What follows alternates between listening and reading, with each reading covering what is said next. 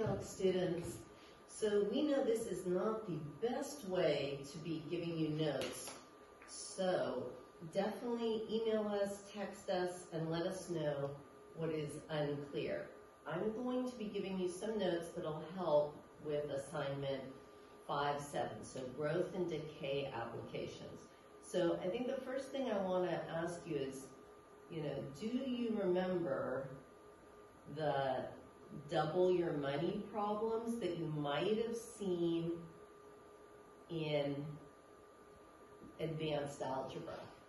If you did see those, what they would have looked like is the amount you're going to have after some time is the principal times E raised to some interest rate times time. So if it was a double your money, I could think of it like this or like this. So the thing is, whether or not you're going from $1 to $2 or $100 to $200, it's going to be the same.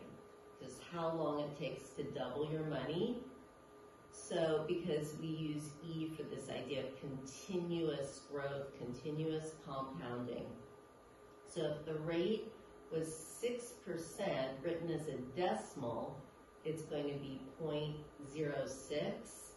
So if I look at this equation and I say 2 equals 1 times E to the 0.06t, and solve that. This is why we practice solving these different equations.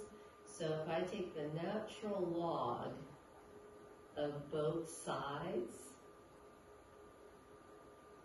what I'm going to have is the natural log of 2 equals 0.06 times t.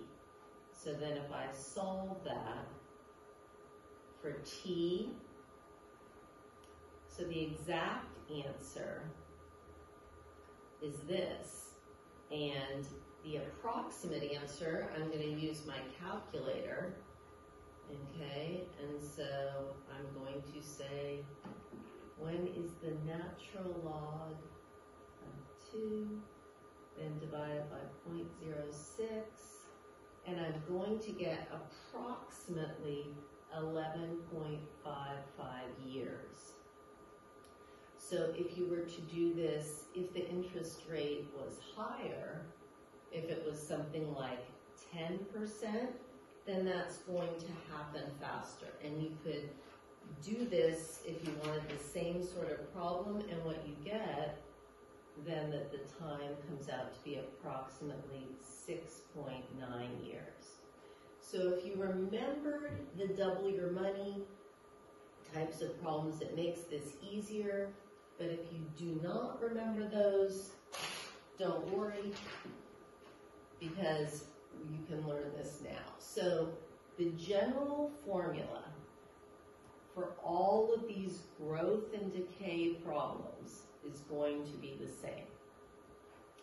So you are going to have an amount after some time, and it's taking an original amount, multiplying it by e raised to the kt power.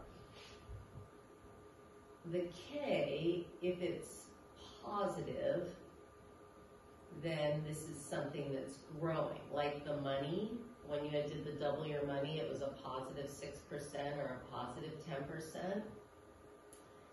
If your k value is negative, then it's shrinking or decaying. And so that's like the classic is like radioactive decay is a really common type of problem. And then t is your time.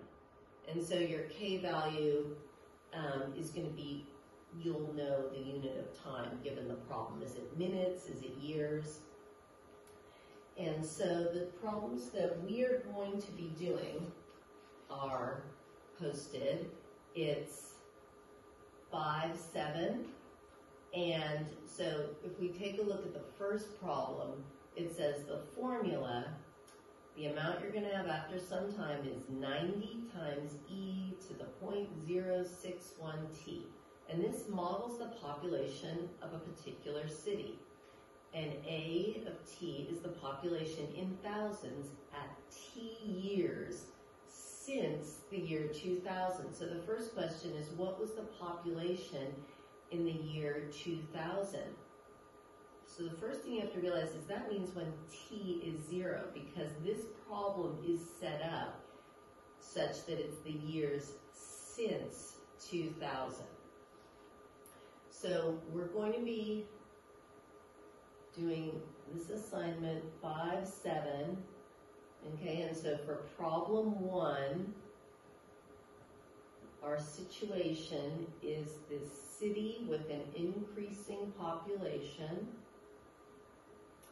And the first question is, what was the population in the year 2000? So in the year 2000, we're not going to use time equals 2000. We're going to say that time is 0 because it's the years since 2000. So the amount of population is going to be 90 times e to the 0.061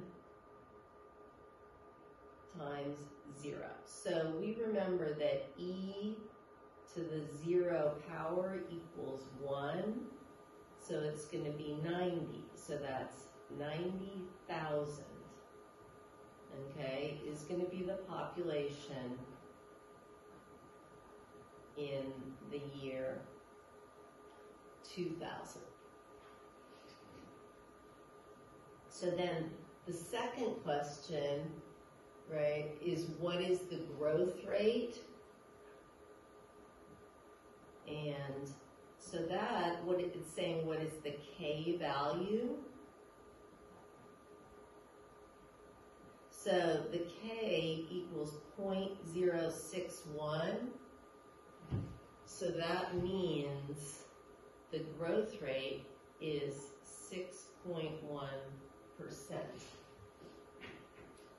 So then the next question, C, says, and I'm going to just slide the paper up here, okay? So C is saying if the population was shrinking, what would happen to the growth rate? What would the equation be? So what that means is the K value is going to be negative. So then it would just be the amount you'd have after some time is 90 times e to the negative 0.061 t.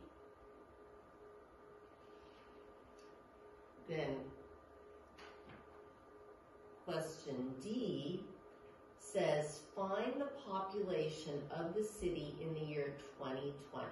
Okay, so that means, so again, I think it helps sometimes to just write out the formula for this situation. So when t equals 20, we're going to have, what's going to be the population at year 20? So we're going to put this into our calculator. Okay, so we're going to have 90 times e raised to the 0.061 times 20. And we're going to get 304.847. Okay.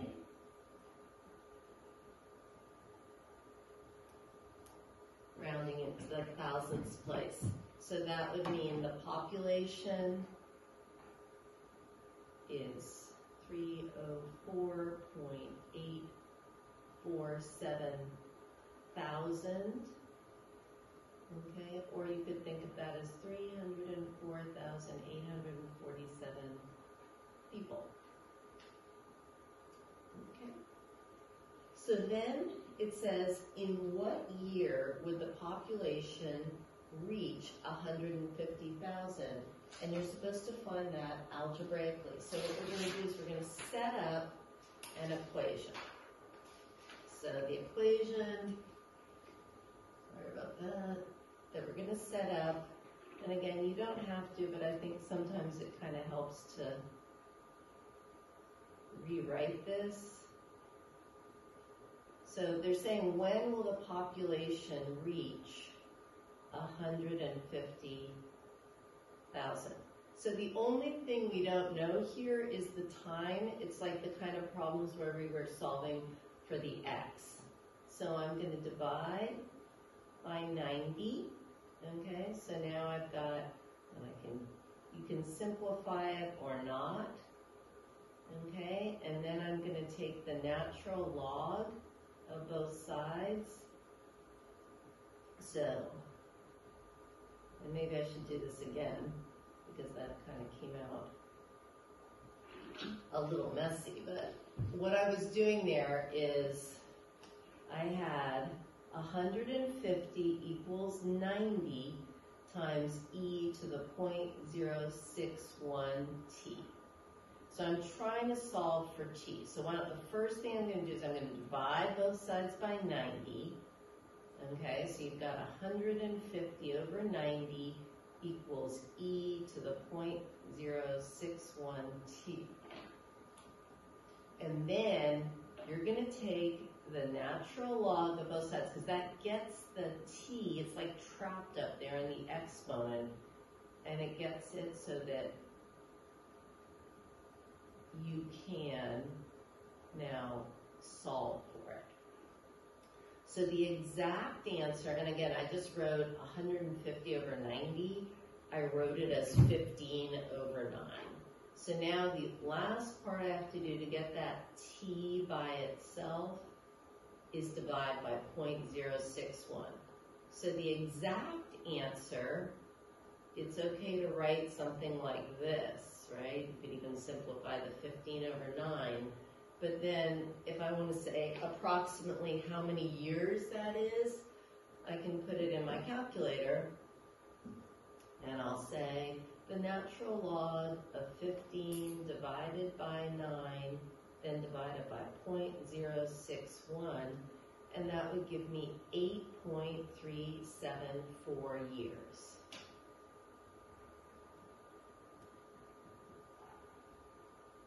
So then the last question is, we're going to graph this function on our calculator. We're going to use the previous answers to help us find the window.